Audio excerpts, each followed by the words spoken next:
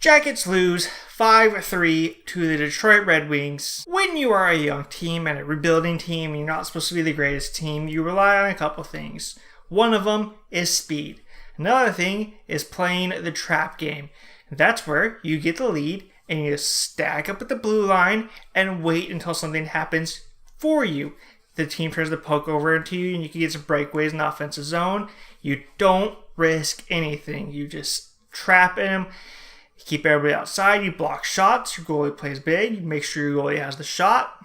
And that is what a classic trap game is. And that is what the Detroit Red Wings did to us. It doesn't help that we played right into it. We can easily have broken through the trap game, gone around them, moved faster than them, made the smart play. We were always reacting. We never acted on stuff.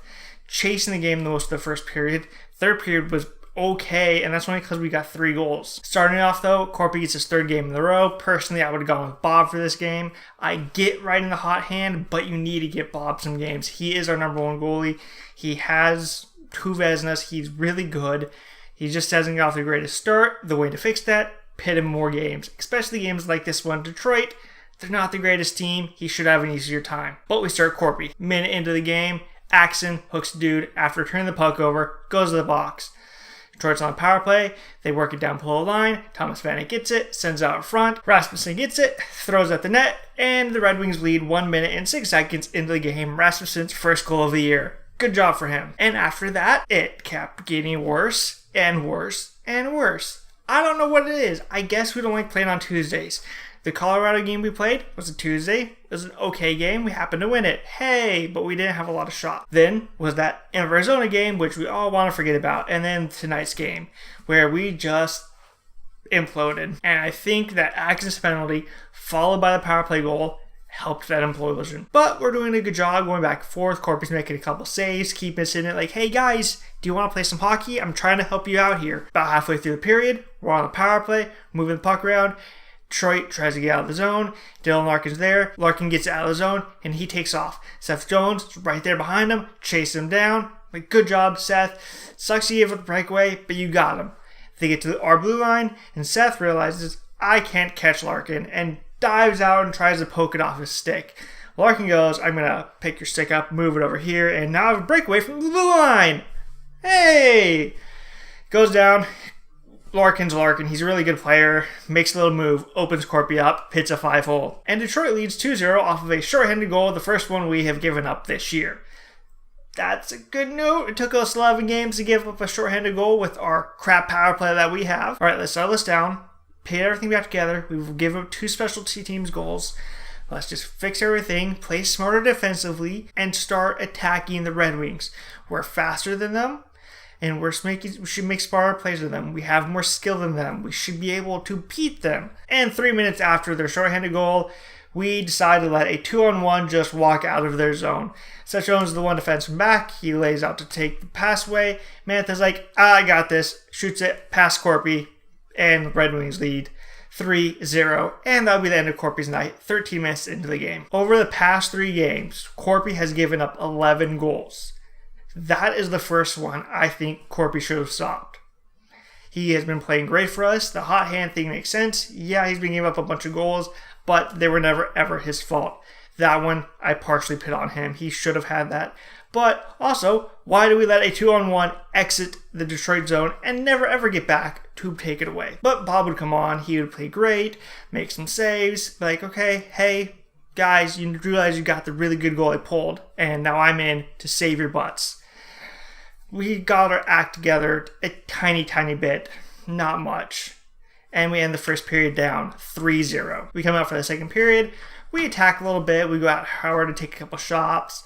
Bob making some saves. The goalie stood tall. Second period, nobody could score. But one note from the second period that basically summed up this game to me. The Wimberg, Borchardt, and Duclair line enters the zone. Duclair has the puck on the boards. Wimberg does a good job. He heads towards the net, pushes the defense back, moves everybody out, breaks the trap. They don't know where they're supposed to be at right now.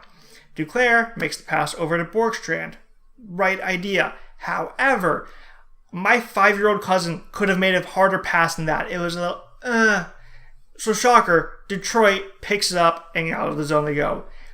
that simple hockey plays that we should have been doing, we were not. But we end the second period, still down 3-0. But at the near the end of the second period, Mike Green takes a slashing penalty on PLD, but then we don't do anything on power play. Shocker!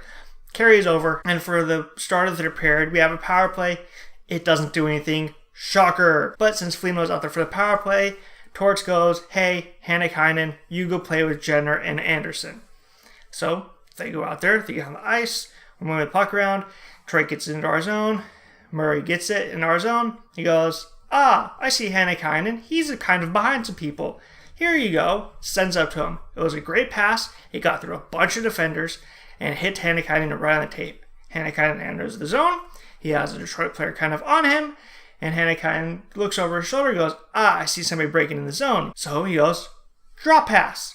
Beautiful drop pass right onto Anderson's stick. Anderson, now is a clear shot at the net, goes down, takes the shot, and whiffs the entire night. That's how we were doing. We were whiffing on shots. We were shooting wide.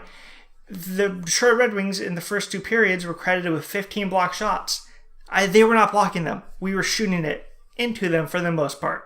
But Anderson whiffs. Howard bites on the whiff, and the puck rolls aside. Anderson goes, thank you. Wide open net. Boom, in the back of the net. And the Jackets pull it in with it too. Anderson's 6th goal of the year, tying it for the team lead with Atkinson. And Hannikainen's first point of the year. That was a great play by him. He had a great night. Not many Jackets had a good... Okay, Hannikainen had a good night. Not many Jackets had good nights tonight. He had a good one. I like that entire fourth line. Nash, Sedlak, and Hannikainen. They play really well together. They get out there. They attack. They grind. They move pucks around. And they don't try and get too fancy like the other three lines were and our defense. About 10 minutes left in the game. Red Wings are starting to bring it out of their zone. It's the fourth line again. They did this kind of stuff all night. They were pushing and pressuring and making the Red Wings turn pucks over and do stuff they didn't want to do. That's their style. They get the puck in the center ice. They start to skate out. Hannikainen goes, no. Pokes the puck off the guy's stick. Goes in the corner. As Hannikainen is chasing his puck down, he looks over his left shoulder and goes, I see Nudie breaking down. So he just throws a puck out front. He knows about where Nudie's going to be. Hits Nudie on the tape. Nudie pits it past Howard. Nudie Navarro's first goal of the year. Hannikainen's second point of the night. His first career multi-point game. And we are within one. If we can do what Hannikainen did on those two goals, the entire game for the entire team, we are a great team. It's when we go, we're playing the Red Wings, we don't have to do that kind of stuff. We'll try and get fancy and do other stuff. That's where it bites us in the butts, and Red Wings score 3 goals. A little bit later, we get the puck in our zone. PLD has it. He's like, I'll just skate up the ice. He starts to skate up ice. The Red Wings start to give him ice, and he goes, I'll just keep going and going and going. He enters the Red Wings zone. He pushes past a couple of defenders, gets basically to the goal line, takes the shot. It beats Howard. PLD has gone 200 feet, scored his 4th goal of the year, and the Jackets have tied it up at 3. Starting to look like, hey, those 3 goals, we got a little bit of life in us. The building's starting to come alive. Maybe we can actually do something and salvage the crap fest that was the first 2 periods. But we're tied up minute and 22 seconds after the Hannikainen goal. We get out there. We keep applying pressure. Now the Red Wings can't play their trap style of game. They actually have to attack, which benefits us even more because we're more skilled than them on attack. About 3 minutes left in the game. The Red Wings enter the zone.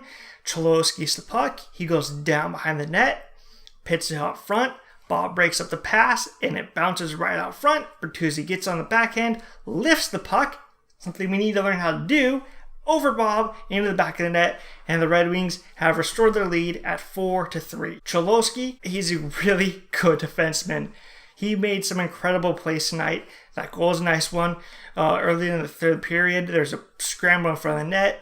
Puck works his way over Sedlak, and Sedlak has a wide open net, and as he goes to shoot it, Cholowski got his stick on it.